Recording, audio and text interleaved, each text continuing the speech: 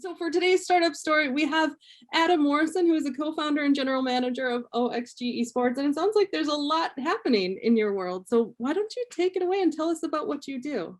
Yeah, so for those of you who aren't familiar with esports, I best define it first and foremost, competitive video gaming with an entertainment spin. So it's been in the news lately quite a bit.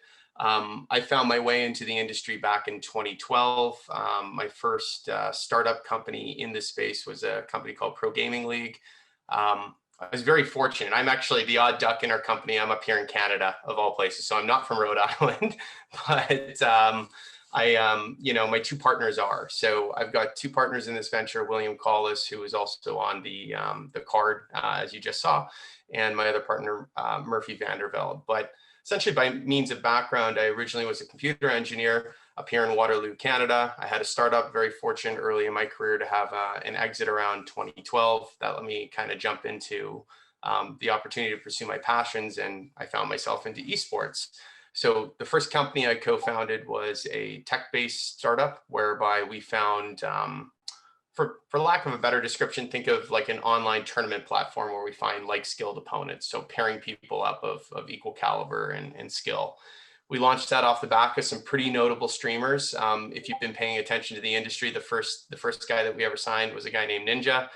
He's all over the news lately, very high profile individual, but back when Tyler was essentially a new player on the block, and our go-to-market strategy was let's get some influencers in. And today everybody uses influencer marketing, but back in 2012 it was kind of still a bit of a novel and evolving idea. So our strategy was harness companies like Twitch, where it's disseminating content, but not through the means of, like, say, syndication where you're watching it on demand. It's really real-time live streaming. And that provided for a great opportunity for us to be able to bring people in a real-time fashion to our platform, which if you guys deal in the online space, one of the biggest hurdles to overcome is addressing the critical mass issue for a service like that. You got to have enough folks on your site and users on your site at any one time so that they can find opponents and somebody to interact with. So essentially that play was when streamers are online, they get up over, say, 10,000 concurrent viewers. We'd have them pull up our platform, hit the queue button, and challenge their audience to queue against them. So whether they got a match against the pro, we'd have an influx of 10,000 people hitting the site, and it allowed us to scale communities pretty quick.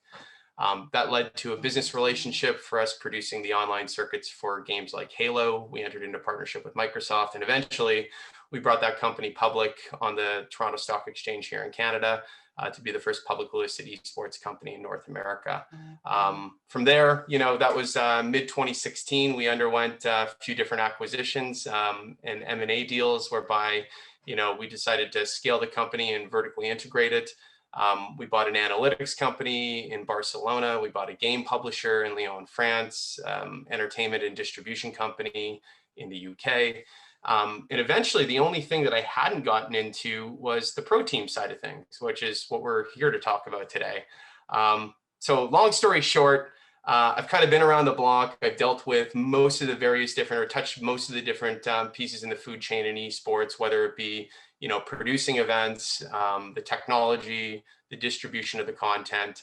But most recently, I've gotten involved in the team side of things. So Oxygen is actually born out of a strategic merger of partnerships and assets from my two other partners, William Collis, who founded a pro team that really focused on, let's call it strategic titles. So like card-based titles, games that lend themselves to strategic analysis. So think of, I'm not sure if you're familiar with gaming, but Hearthstone, Magic the Gathering, various different games like that. And my other partner, Murphy, he had a business that really focused on servicing the entertainment side of the industry through esports venues. So essentially, we all came together as a passion project, formed Oxygen Esports, and kicked that off a year ago this past May. In just one short year, we've been able to kind of leverage our relationships in each of our respective businesses in the industry and sign 35 different players.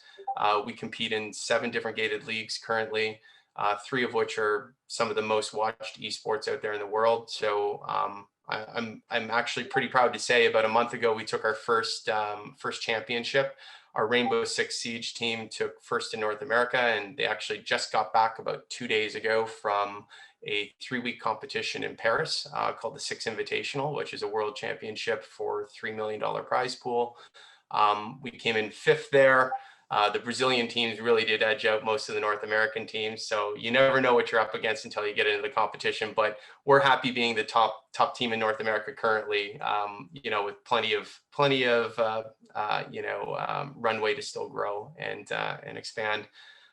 Aside from our Rainbow Six Siege team, we also have a team in Rocket League. The last regional tournament for North America that they competed in, they actually came 4th. So they're edged out slightly by the current world champions, NRG, who beat us in a Game 7 overtime match. So it was very close again.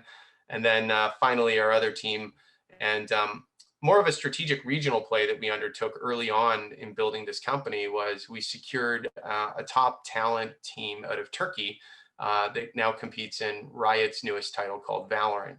And the strategy there is kind of like, we do brand ourselves as New England's preeminent, largest professional esports organization, but there's still a lot of merit to figuring out what the long-term strategy is for developing inroads to various different communities. Just like any industry, when you're talking about talent and the economics, esports, there's various different considerations for regional play that are very much more red ocean compared to blue ocean. We figured going through Turkey, where it routes through Europe ultimately for the global championships, it's better to be a big fish in a small pond, secure the talent there, and create a kind of, let's say, for lack of a better term, a strategic backdoor. So, it's a competitive advantage that we've identified, and that lends itself very much so towards, William's side of the business, which was an analytics play originally, and that kind of gives us, let's say, like a crystal ball where we can kind of strategically look and assess player talent and secure players on, the early end of their earning potential and career. I see. Yeah, I'm sorry. That's my opening spiel. I could continue talking, as you can see, but I think the purpose here was mostly an introduction and then to take questions because it is such a new thing. And I know esports isn't, a household term in everybody's home currently yet. So I'd love to be able to answer any questions you guys have. I have a question, and Suli also has a question in the chat. So I'm going to ask first because mine might be a quicker answer. How does somebody go pro in esports, or what does that mean in terms of player development? Yeah, it's interesting. I saw the subtitle on the talk too, like the amateur to pro. So it's important for us to touch on that. And I think that's been we have a unique approach, I think, with Oxygen specifically because we have these other assets that we get to leverage.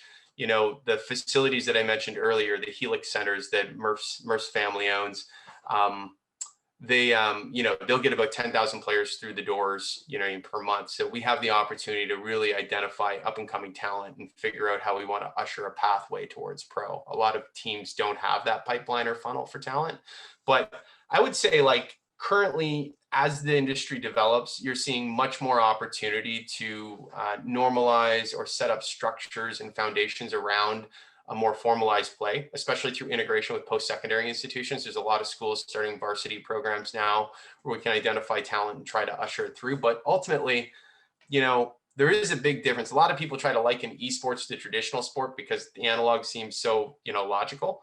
But at the end of the day, there's a couple differences. There's not a pro sport out there that rewrites its rule set every 12 to 24 months the way esports does, where there's, a new game or a new version comes out and everything's reset.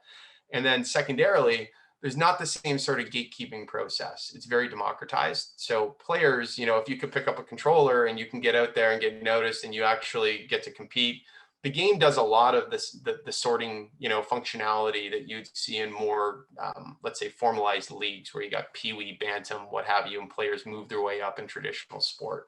In esports, if you can hack it, you can kind of jump right into it. But with that being said, there's a lot of infrastructure around cultivating that talent that's now starting to become necessary as the industry grows. So that's where, the programs at these post-secondary institutions or say academy plays are starting to come into play. Super. So Amy, what I heard is, hi, Adam, Suli. Hey, Suli, long time. Good to see you. So yeah, congratulations on the news and thanks for answering that question. I'm hearing, picking up a controller is great. Doing varsity teams is great, but there's also a rewriting of rules. Can you talk a little bit about how those rules are rewritten? Then how do kids start to make money, or how do we start to make money if we're playing? But also, how do the teams make money? Yeah. So I think it's like we're at this crossroads now where the industry is really starting to mature. It used to be, especially when games were produced with consoles in mind versus PC, the product lifespan of a AAA video game title used to be 12 to 24 months. So you make Call of Duty, the new version comes out the next year for sales around Christmas, and that's really the motivation of the publishers, right? But what companies are realizing is, when they create a competitive culture around their game and they leverage it with, online distribution and streaming, their relevancy extends. So the product life cycle of games in the last 3 to 5 years, I'd say, has been extended from 12 to 24 months to 36 to 48. And now you've got these, endemic titles on PC that are just naturally, like, I don't know what year League of Legends is in at this point. But what that does is it allows for, a breeding ground of talent to be identified and funnel that in. So you're creating much more of a career path for these folks now, as opposed to always having to call the reset opportunity for them. With respect to, how teams make money, at the end of the day, it really is a content play. And I think, and a media play. And it goes back to one of the things that I didn't mention about kind of finding your pathway to pro or getting plugged into a pro esport team. There's kind of like two paths I find with esports orgs out there. They're either focused on being hyper competitive and taking home championships and titles and winning, or it's more of like a brand lifestyle play where they're creating a culture, and it's more leveraging people who are, interesting and entertaining and stream regularly. Like Ninja isn't the best player in the world, but he gets the most viewership because people love to watch his programming, right? So I think the best way to describe, the best strategy for a pro team in this day and age is to kind of leverage both and intersect them as much as possible. So you want a blend of those two approaches. And really that extends, that's for a couple of reasons. First off, it allows for a pathway for pros to invest in themselves, whereby when they age out from a competitive structure, they still have plenty of runway left in their career. They've built a brand around themselves, and you can continue to leverage that. They get to do it both individually, but also the pro teams that have invested in those players and paid their salaries while they're growing and cultivating this following, they also get to realize some value there too. So at the end of the day, I'd say the best way that we monetize is, first off, there's prize pools and everything else, of course. We take the currency that we find within our own players and their calibers and their following and monetize that towards sponsorship and advertising. We produce content, sell the content directly to distribution networks. And then there's also the play around merchandise and everything else from that brand lifestyle approach. Well, that sounds fairly diverse. There's also, I think we also talked about how different leagues are work differently, right? So can you talk a little bit about that? And maybe if you are choosing to diversify, how you're diversifying across how those different leagues work? Yeah. So really from our opportunity, like it's been really great having so first off, I mentioned William had a pro team that really focused on one particular genre of game. I was a co-founder in a previous pro team called Team Reciprocity, and we had top teams in Call of Duty, Gears of War, about 7 different global titles that we took. So the key thing here is to give yourself enough latitude so that as publishers want to invest in the infrastructure around their leagues and the programs that they're developing, you can best choose these titles. Like, if I would have explained, I don't know if anybody's familiar with Rocket League, but if I would have explained the concept of Rocket League to you the day before the game dropped, you probably would have said that game sounds silly and nobody's going to play it. But sure enough, overnight, it was a huge success and everybody loved it. It's so entertaining. So being able to be nimble and have that flexibility is super important. But more so from not just like catching the wave, but more so from identifying what publishers are setting up their leagues correctly. So there's a couple different ways that leagues operate. Some are open to the public where they're very democratized, where, you know, open qualifiers online, anybody who wants to pick up the controller can play. There's other leagues where you have to buy in and purchase a franchise license to compete, just like the NFL would, or the NBA, or what have you. And then there's, you know, and this is really William's subject matter expertise. He's written a book on it, literally. But there's also a soft gated league structure too, which I find is really the sweet spot and where we found a lot of success. So usually those leagues come with some sort of support from the publisher. They want to grow and create a community, you know, and an infrastructure where teams feel comfortable investing long term, and they're not just chasing the next title. You know, usually that comes with a couple different things. So first off, some of those leagues offer direct support. They also offer revenue share. If any of you have kids, you know, they always want to buy in-game skins or items, or that's the newest thing in these games, which harkens back to my point about saying why there's so much incentive for game publishers to extend the life cycle of these games. Because when you're introducing microtransactions, you know, it just keeps churning out profit and revenue for the company. So, you know, currently let's use Rainbow Six as a case study, because that's the game that we're just in. You know, our players competed in the global championships in Paris, France. Every quarter, there's an earnings report. All of the teams that are inducted into this league split a revenue portion, you know, that's aggregated across full sales throughout the season. So, and then, you know, within that, just like various other industries, there's a tiering process. So, you know, the game publisher might say, you're judged on these KPIs and criterion. So viewership might be one, how well you compensate your players so that you're helping contribute to, you know, a sustainable ecosystem for competitive culture. And maybe it might be, you know, actually how you perform in your rank.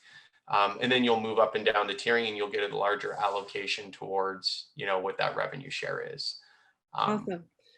Cool. And Pete has a question, and we're going to take this as the last question, and then we'll have to move on to the next session. But Pete, if you want to unmute and ask. Sure. Hi, Adam. Nice to meet you, and thanks for doing this.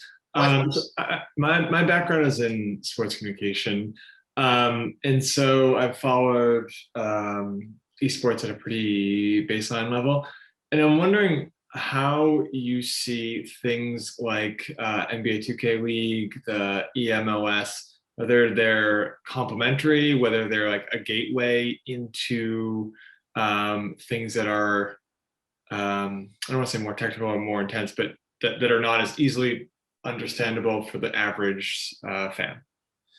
Yeah. Well, I think that Rosetta Stone move is probably one of the most challenging things. As far as like, I've come in here and just kind of gone off and just dropped a whole bunch of knowledge on you guys, but I would say it's not near as bad as it was like when we brought our company public in 2016. Toronto is all oil and gas investors. So convincing them that there's an industry where people will pay money to watch video games was even more of a challenge. So no worries there. But I think that the best thing that traditional sports has done, especially like really is like COVID has been super detrimental to various industries, and it's actually elevated others. We're fairly well insulated because of the distributed nature of esports. But the one thing I can share, and like you having a background in sports communication, is that, you know, the non-endemics to our world still have their marketing budgets, you know, and typically that would be being deployed. And we've seen a big influx throughout esports and investment, especially with those brands, because, you know, last year they didn't have an opportunity to capitalize on live sport play. And they decided to finally, many of them have been dipping their toe in the last 3-4 years, but I think this was kind of the catalyst that they needed to jump on board. And you've seen, like, if there's not a pro sports team out there that is, if there's a pro sports team out there that doesn't have an esports strategy, I think they're missing the boat at this point. You know, I mentioned when I first got on the call that we're just signing off on an acquisition. One of, I guess, our buyer for a couple of our other business assets are the guys in New York from Esports Entertainment Group, and they have partnerships with the Ravens, the Eagles, the Broncos, the Patriots, you know, and a lot of these companies have seen the opportunity to kind of tap that new demographic. Like your traditional sports demo, I don't really need to explain it to you, but it is skewed a little bit higher in age than, you know, what you're targeting with esports. But especially with the current generation of athlete probably being the first generation of athlete who also plays video games, it's kind of opening up a whole new world now where they're seeing that, hey, these athletes have a fan base, they're very passionate about it, there's a great intersection with esports, let's figure out how we can, you know, grow the pie for everybody and bring in this new fan base.